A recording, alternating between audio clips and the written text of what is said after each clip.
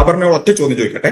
മോനെ ശശാങ്ക, നമുക്ക് മനസ്സിലാവാത്ത ചില കാര്യങ്ങൾ പറഞ്ഞു തരാൻ വന്നിരിക്കുക. ഇതിൽ ആ കുട്ടിക്ക് ഇപ്പോഴും ഹിജാബ് ധരിക്കാനാണ് താല്പര്യം എന്നുണ്ടെങ്കിൽ അപർണ ആരുടെ കൂടെയാണ്?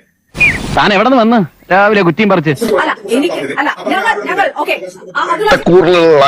ഒരു മുസ്ലിം മാനേജ്മെന്റ് സ്കൂളിൽ ഇനി മുതൽ കുരിശുമാല ധരിക്കരുത് അല്ലെങ്കിൽ ചന്ദനക്കുറി തൊട്ട് വരരുത് എന്നൊരു ബൈലോ ഇറക്കിയാൽ അതിനോട് നിങ്ങൾ എങ്ങനെയാണ് പ്രതികരിക്കുന്നത്? അങ്ങനെ ചോദിച്ചാ അതാണ് ഞാൻ ആ തരത്തിലുള്ള കമന്റുകൾ ഇപ്പോൾ വന്നുകൊണ്ടിരിക്കുന്നു.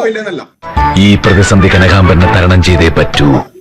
അതിനോട് നിങ്ങൾ എങ്ങനെ പ്രതികരിക്കുന്ന ചോദിച്ചത്. അത് നല്ല സാമൂഹ്യ സാഹചര്യമാണോ? ഇവനൊരു എല്ല് കൂടുതലാണല്ലോ. ആരാടാ നീ?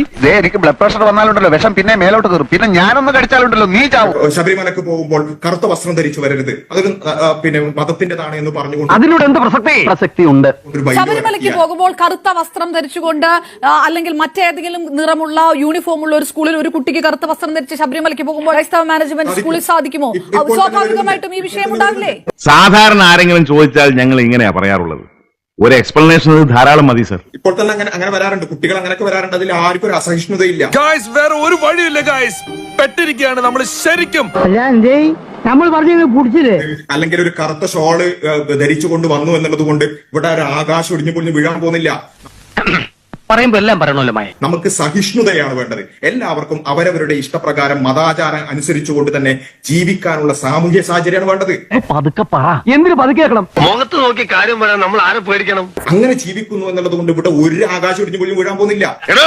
എന്നെ മെനക്കെടുത്താത്ത കോണൂർക്ക് ഇറങ്ങിയിരിക്കാണോ? അല്ല, എനിക്ക് ശരിയെന്ന് തോന്നുന്ന കാര്യങ്ങൾ ഞാൻ ചെയ്യുന്നു, അത്രേ. അങ്ങനെ ഞാൻ ചോദിച്ചത് ഉത്തരം ഇതുവരെ പറഞ്ഞിട്ടില്ല. എന്റെ പൊന്നു വായി എന്നെ കുഴപ്പിക്കരുത്. ഒരു മുസ്ലിം മാനേജ്മെന്റ് ഇനി ചന്ദനക്കുറി തൊട്ട് വരാൻ പാടില്ല എന്ന് ബൈലോ ഇറക്കിയ അപർണ അതിനെ ഇപ്പൊ പറഞ്ഞ അതേ ന്യായം വെച്ചിട്ട് ന്യായീകരിക്കുമോ ഇല്ലേ? ശരി, ആരിഫ് ഹുസൈൻ മറുപടി പറയാം.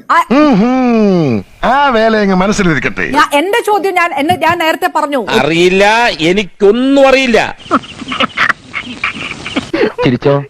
ചിരിച്ചോ മനുഷ്യനോട് പ്രാന്ത് പിടിച്ചിരിക്കുമ്പോൾ അവന്റെ ഒരു തർക്കുത്തരം.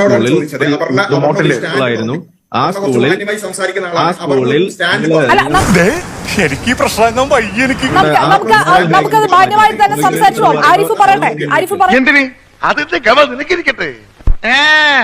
ആ ഗമ ആശാ തന്നെ വെച്ചോ. മറുപടി പറയാം. പാപ്പാട്ടുണ്ടായിരുന്ന മാനവും പോയി. എന്നാ ഞാൻ പോയിച്ച് നാളെ വരാം.